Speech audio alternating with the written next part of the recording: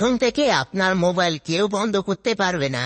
তো ভিউয়ার্স, আপনার আশেপাশে অনেক ভদ্রলোক আছে, যদি আপনার মোবাইলটি কোনোভাবে সে নিতে পারে তাহলে সাথে সাথেই আপনার মোবাইলটি বন্ধ করে ফেলবে, যাতে করে আপনি আপনার মোবাইলটিকে না পান।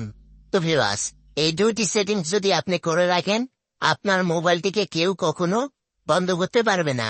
তো ভিউয়ার্স, নিয়মিত ভিডিও পেতে আমাদের চ্যানেলটিকে সাবস্ক্রাইব করে রাখুন। ইতিমধ্যে যদি আপনি আমাদের চ্যানেলটিকে সাবস্ক্রাইব করে রেখে থাকেন, আপনাকে অসংখ্য ধন্যবাদ। তো চলুন তাহলে মূল ভিডিওটি শুরু করা যায়। Welcome back. তো ভিউয়ার্স, এখান থেকে আপনার ফোনের যে সেটিংস অ্যাপসটি আছে, এখান থেকে আপনার ফোনের এই সেটিংস অ্যাপসটিকে আপনি ওপেন করে দিবেন।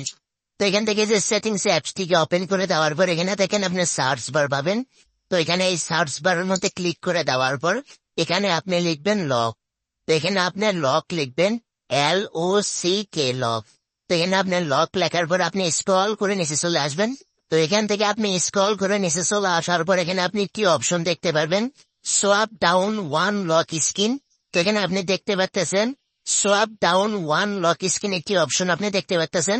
এই অপশনটার উপরে আপনি ক্লিক করে দিবেন।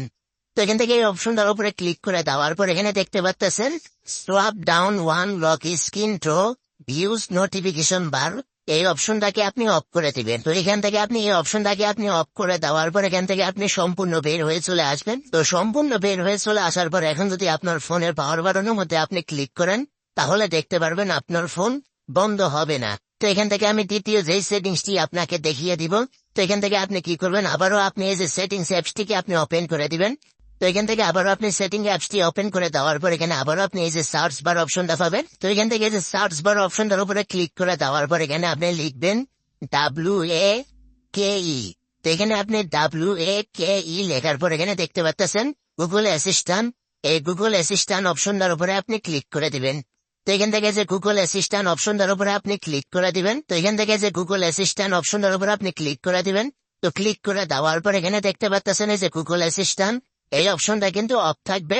তো এখান থেকে আপনি এই অপশনটাকে আপনি ওয়ান করে দেবেন। তো এখান থেকে যে গুগল অ্যাসিস্ট্যান্ট অপশনটাকে আপনি ওয়ান করে দেওয়ার পর এখান থেকে আপনি সম্পূর্ণ বের হয়ে চলে আসবেন।